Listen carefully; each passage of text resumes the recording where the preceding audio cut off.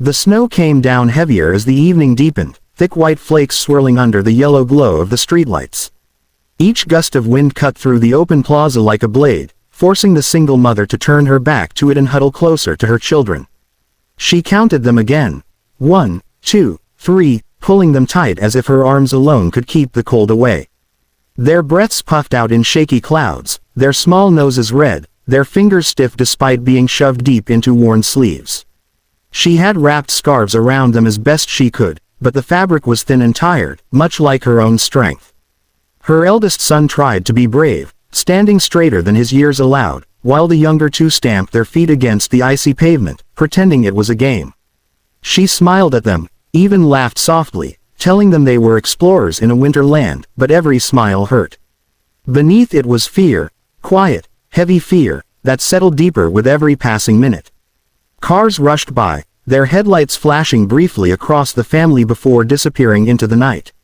People passed, collars turned up, eyes fixed forward, unwilling or unable to see them. The mother didn't blame them. Everyone was fighting something. Still, she whispered a small prayer, not for herself, but for her children's warmth, for a miracle, for dawn to come quickly. That was when a black luxury car slowed near the curb. Its tires crunched softly against the snow before stopping completely. The engine hummed, rich and steady, a sound that didn't belong to this broken corner of the street. A tall man stepped out, his polished shoes touching the slush without hesitation. He scanned the area at first, distracted, then his gaze landed on the family. He froze. The sight struck him harder than any headline or business loss ever had. The way the mother's shoulders shook as she hid her shivering, the way the children leaned into her like fragile branches clinging to a single trunk. Something tightened in his chest. He took a slow step forward, then another, the snow crunching beneath his feet as he moved closer, already knowing this night was about to change all of their lives. The man hesitated only a moment before moving toward them, his expression softening with every step. The mother noticed him then and instinctively drew her children closer, her body tensing as years of caution rose to the surface. Strangers rarely brought good news. Still, she met his eyes, searching for danger and finding only concern. The wind tugged at his coat, yet he didn't seem to feel the cold at all.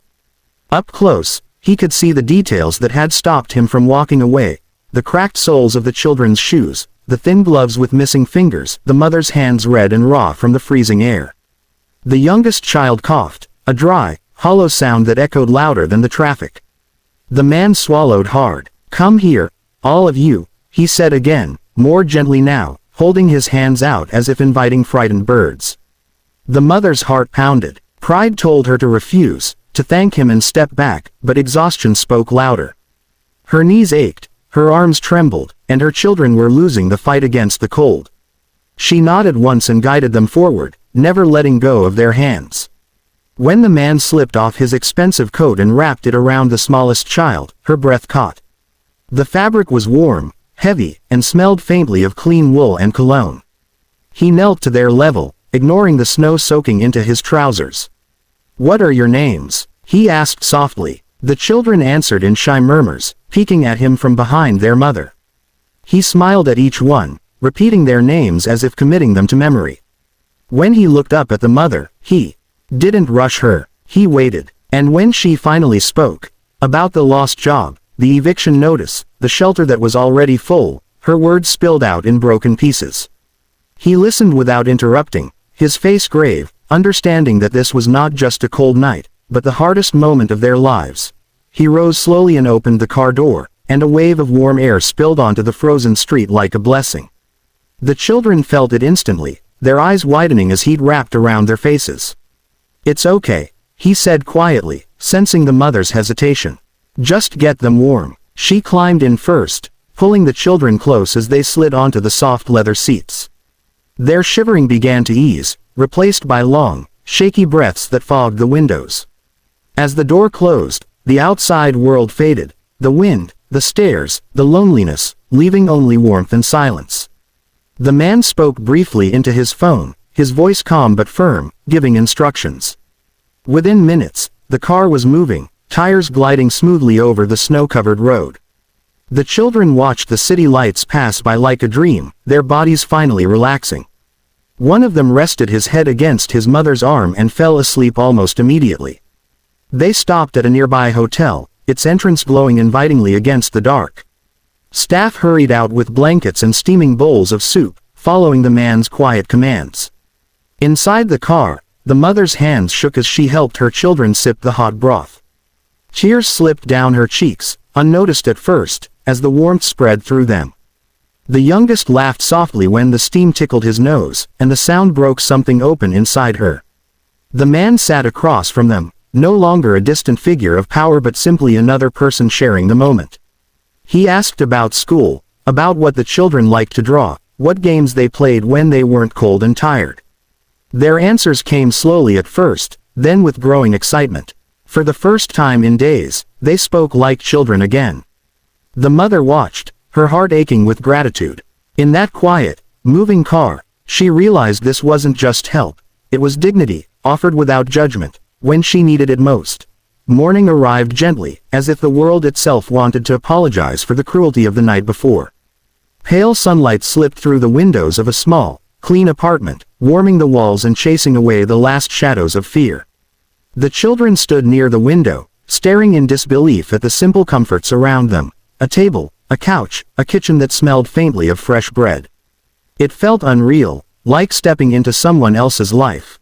The mother moved slowly through the space, afraid that if she touched too much it might vanish. Her hands rested on the counter, steady now, no longer numb from cold. The man stood nearby, explaining quietly that the apartment was paid for, the utilities already arranged. He spoke of job interviews he had scheduled, of childcare support, of time, real time, so she could breathe and rebuild without panic chasing her every step. Each promise landed gently, not as charity, but as reassurance. The children gathered around him, curiosity replacing fear. One asked if this was really their home, even if just for now. He smiled and nodded, kneeling to their level once more. For as long as you need, he said. Their laughter filled the room, light and unsure but growing stronger with every sound. The youngest suddenly wrapped his arms around the man's leg, holding on as if afraid he might disappear. Thank you, he whispered, his voice small but certain. When it was time to leave, the man paused at the door. The mother met his eyes, tears shining but no longer desperate. She nodded, unable to find words. That felt big enough. He returned the nod and stepped out into the hallway. As the door closed behind him, he felt something settle in his chest. A quiet peace he had never found in boardrooms or bank accounts. Walking away, he understood that while he had changed their lives, they had changed his too, reminding him that kindness, freely given, is the greatest wealth of all.